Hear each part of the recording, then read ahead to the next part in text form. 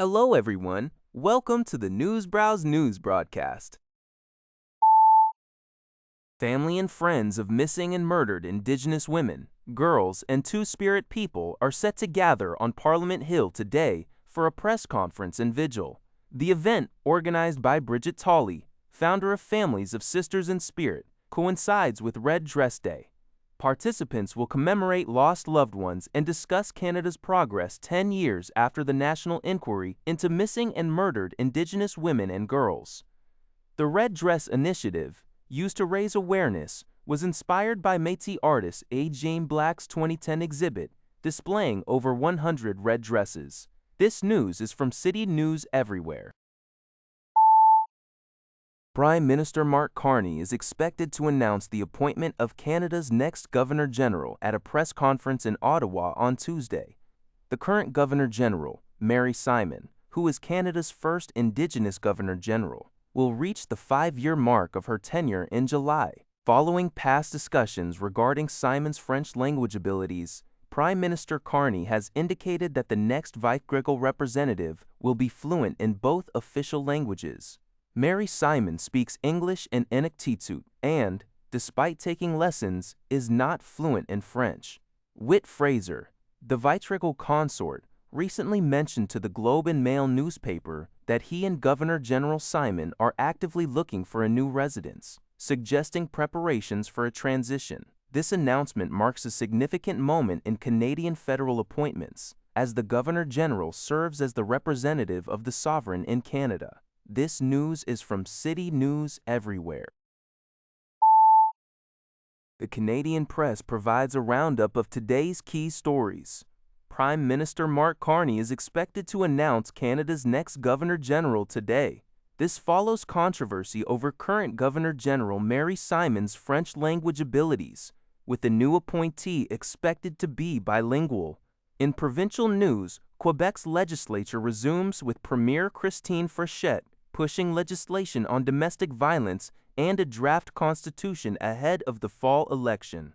Neighboring New Brunswick's legislature will address property tax reform and the Clean Water Act. Additionally, a ruling is anticipated in Ontario for 2 women accused of murder and confinement related to adopted boys. A vigil for missing and murdered Indigenous women, girls, and Two-Spirit people is scheduled on Parliament Hill for Red Dress Day, assessing Canada's progress on the issue.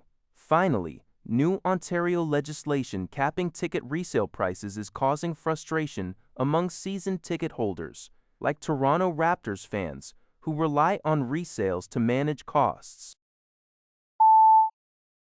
A new law in Ontario, which caps the resale price of tickets at face value plus taxes and service fees, is causing frustration among season ticket holders. Individuals like Ryan Van Horn, a 12-year season ticket holder for the Toronto Raptors, are considering ending their streaks, as the cap makes it difficult to recoup their investment by selling unused tickets. Previously, seat holders could sell tickets at market value, a practice that helped many afford their season subscriptions and was crucial for those with demanding schedules or escalating costs. The legislation aims to make events more affordable, but season ticket holders argue it penalizes normal behavior and reduces ticket flexibility, potentially harming both teams and fans. Sports business consultant Paul Bairn suggests the law is a blunt force that will penalize normal behavior. Many leagues and platforms are still adapting to the new rules.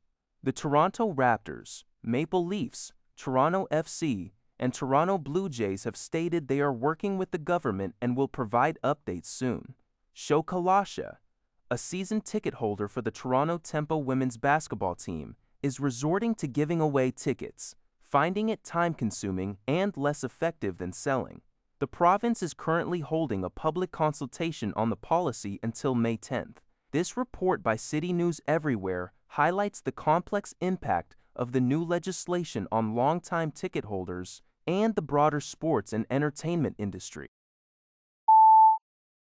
New Brunswick's Liberal government is expected to introduce a highly anticipated overhaul to the province's property tax system as the legislature resumes on Tuesday, May 5, 2026.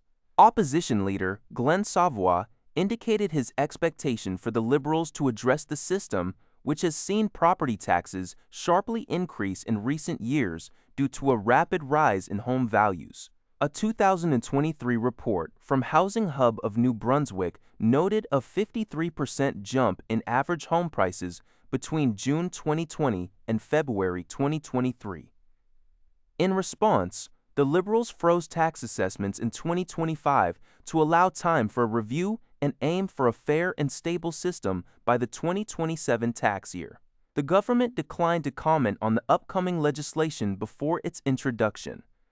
Additionally, the legislature will continue efforts to update the Clean Water Act with appearances from oil company J.D. Irving Limited, a municipal advocacy group, and an environmental lawyer before the Climate Change and Environmental Stewardship Committee. Green Party leader David Kuhn emphasized the need to strengthen clean water laws and conserve wetlands. This report is from the Canadian Press. That's all for this video. Thank you for watching. See you in the next video.